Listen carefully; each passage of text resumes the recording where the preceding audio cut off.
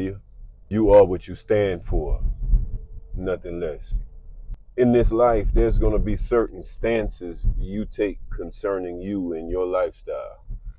One of the things you have to be prepared for is for people that you love, people that you care for, and people in general that you have to deal with on a daily basis to not agree with your stance, not agree with your value system. Everybody is not going to understand why you live the way that you live. And that's okay. They don't have to understand, but they should respect the position that you have.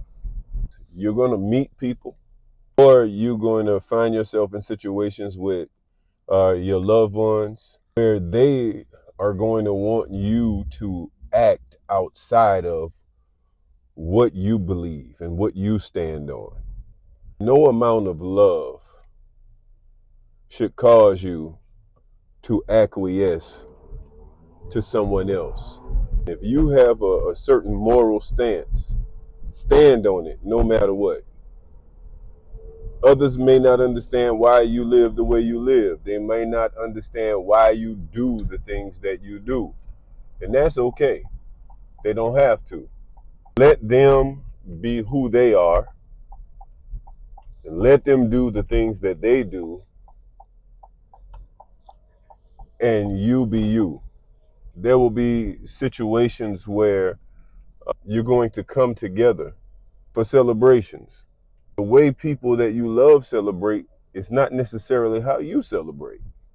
If a person is a reformed alcoholic and they're at a family gathering, a wedding or a funeral or something like that, family reunion, and a lot of the people in their family are drinking, and if that person has decided that they want to live the sober life, let them live the sober life.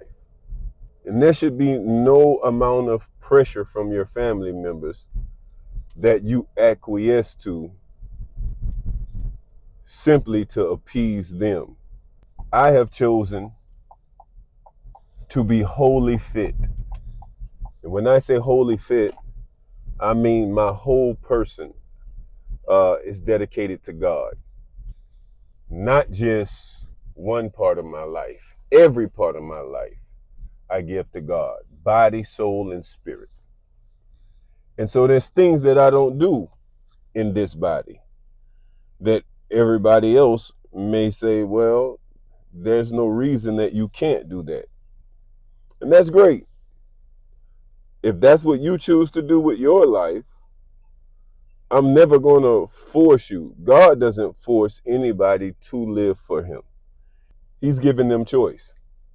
So if you choose to live the way you live, and I understand that that's the decision that you've made, I'm not going to pressure you to be anything else because you've made your decision.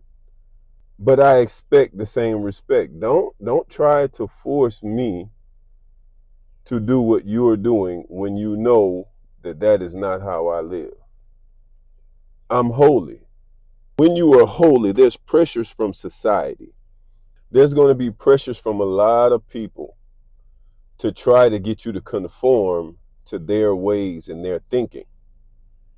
You don't have to bow to that pressure.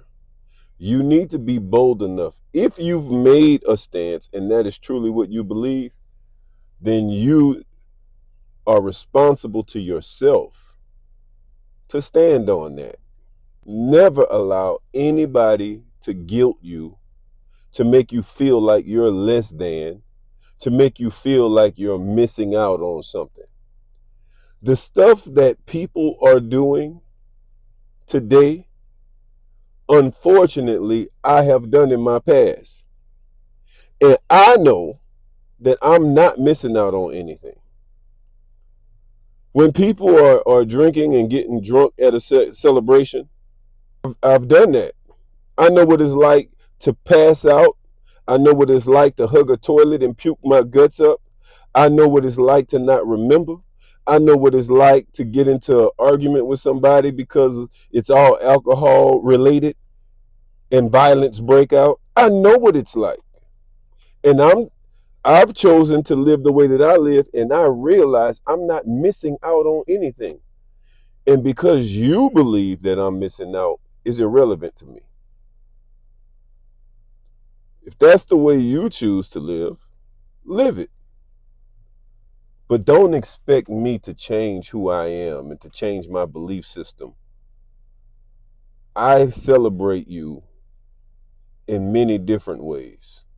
I don't have to celebrate you in ways that cause me to compromise who I am, and you shouldn't expect me to.